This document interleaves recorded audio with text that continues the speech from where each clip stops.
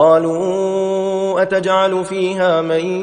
يفسد فيها ويسفك الدماء ونحن نسبح بحمدك ونقدس لك قال إني أعلم ما لا تعلمون وعلم آدم الأسماء كلها ثم عرضهم على الملائكة فقال أنبئوني بأسماء هؤلاء إن كنتم صادقين قالوا سبحانك لا علم لنا إلا ما علمتنا إنك أنت العليم الحكيم قال يا آدم أنبئهم بأسمائهم فلما أنبأهم بأسمائهم قال ألم أقل لكم إني أعلم غيب السماوات والأرض وأعلم ما تبدون وما كنتم تكتمون وإذ قلنا للملائكة اسجدوا لآدم فسجدوا إبليس أبى واستكبر وكان من الكافرين وقلنا يا آدم اسكن أنت وزوجك الجنة وكلا منها رغدا حيث شئتما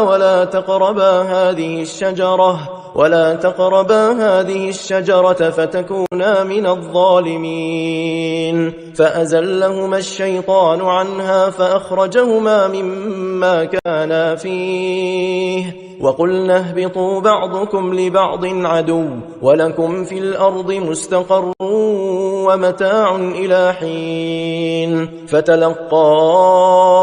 آدم من ربه كلمات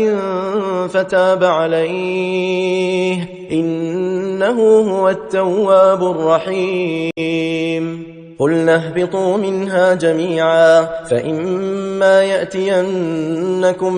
مني هدى فمن تبع هداي فلا خوف عليهم ولا هم يحزنون والذين كفروا وكذبوا بآياتنا أولئك أصحاب النار هم فيها خالدون يا بني إسرائيل اذكروا نعمتي التي أنعمت عليكم وأوفوا بعهدي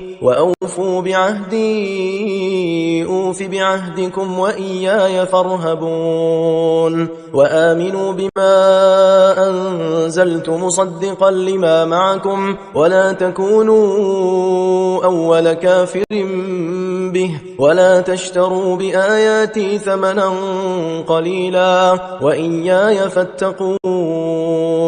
ولا تلبسوا الحق بالباطل وتكتموا الحق وأنتم تعلمون وأقيموا الصلاة وآتوا الزكاة واركعوا مع الراكعين